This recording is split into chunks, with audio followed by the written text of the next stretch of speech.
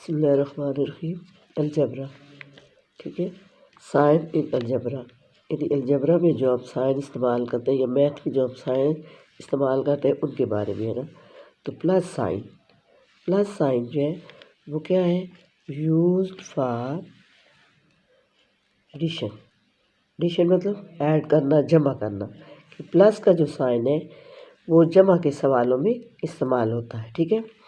अब नीचे साइन है प्लस जमा प्लस, यानी एक भी रकम प्लस वाली है, दूसरी भी प्लस वाली है और हमने उसको प्लस करना है, जमा करना है, तो इक्वल टू क्या आएगा, प्लस आएगा, ठीक है।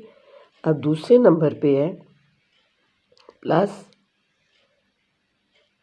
प्लस माइनस, यानी एक रकम प्लस वाली है, एक माइनस वाली है, लेकिन जब सवाल जो है वो एडिशन वाला है, जमा वाला है, तो क्या आएगा, plus plus minus is equal to minus. Minus भी आएगा और प्लस भी आ सकता है। क्यों? क्योंकि जो रकम बड़ी होगी, यानी जो डिजिट बड़ा होगा, जो अदद बड़ा होगा, उसके हिसाब से साइन होगा। अगर जो माइनस वाला डिजिट है वो बड़ा है तो फिर हम उसमें से छोटा जो डिजिट जमा वाला होगा उसको माइनस करेंगे, लेकिन साइन जो हमारा आएगा वो माइनस आएगा। अब उसके बाद अगली तीसरे नंबर पे है माइनस प्लस माइनस, यानी दो माइनस जब होंगे तो क्या आएगा, इज इक्वल टू माइनस, यानी साइन दोनों माइनस रहेंगे एडिशन में, जमा करने वाले सवाल में साइन दोनों जो है वो माइनस होंगे, सवाल जमा वाला होगा, तो इसमें साइन जो है वो माइनस वाला आएगा, लेकिन रकम जो है वो जमा होगी। जो अदाद होंगे, जो डिजिट होंगे वो जमा हो जाएंगे, ठीक है। अब अगले नंबर पे है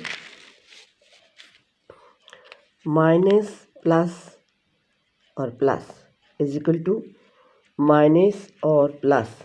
अब जिस तरह ये पहला मैंने दूसरे नंबर वाला बताया है कि अगर प्लस और माइनस साइन होंगे और सवाल होगा एडिशन वाला, तो उसमें हम जमा का साइन भी आ सकता है, माइनस का भी आ सकता है। और जहाँ भी वही बात है कि एक साइन आपके पास रकम का माइनस का है, एक जमा का है, प्लस का है। माइनस और प्लस दोनों है, सवाल जो है वो एडिशन वाला है, जमा वाला है, तो उसमें साइन माइनस भी आएगा और प्लस भी आएगा।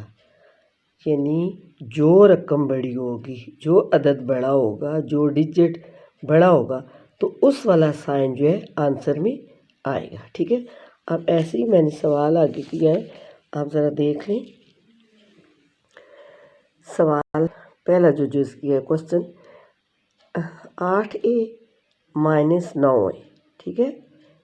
8a और माइनस जो है वो 9a है। अब ये जो हमारे पास जो साइन है बड़ी रकम का वो बड़ा है, ठीक है, यानी 9 के साथ या 9 के साथ जो साइन लगा वो माइनस है, इसलिए ये जो बड़ी रकम है इसका साइन नीचे आएगा, ठीक है। अब 9 में से हम 8 निकालेंगे तो माइनस 1a आ जाएगा। अब उसके बाद दूसरे नंबर पे जो जुज़ है वो है 12a जमा 10b और दूसरी रकम है 10a जमा 7b। अब इसमें आप देखें कि दोनों इधर साइन जहाँ पे ना हो उसका मतलब होता है साइन जमा का होगा, प्लस का होगा। अब ये दोनों साइन कोई नहीं है तो मतलब है ये जमा है, इसलिए हमने लिखा नहीं है, लेकिन हमें पता है कि जहाँ पे साइन ना हो तो वो जमा का होता है। अब दो का 2 आएगा क्योंकि इसके नीचे 0 है, सिफर है, और 1 और 1 2 यानी 22। 12 और 10 जमा किए तो 22 आ गए। अब दरमियान में जमा का साइन है, जमा का साइन है तो साइन जमा का ही आएगा, और 10b में हम 7b जमा करेंगे तो 17b आ जाएगा, ठीक है। अब जो तीसरा जुज़ है उसमें माइनस वाले साइन है। अब है 14a माइनस 10b,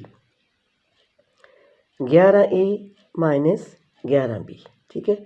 अब देखें पहले के साथ कोई साइन नहीं है, इसका मतलब है जमा का साइन है।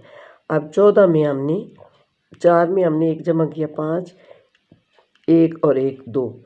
अब दोनों साइन माइनस के हैं, जब साइन दोनों माइनस के हों तो साइन माइनस का आएगा, लेकर रकम जो है वो जमा हो जाएगी। यानी 10 और 11 दोनों जमा हो जाएंगे। 21 भी आ जाएगा। साइन कौन सा आएगा? साइन आएगा माइनस का, क्योंकि माइनस साइन इसलिए लगेगा कि दोनों रकमों के साथ माइनस है। इसी साइन को तो हमने कुछ नहीं करना और रकम जो है वो जमा हो जाएगी। ठीक है।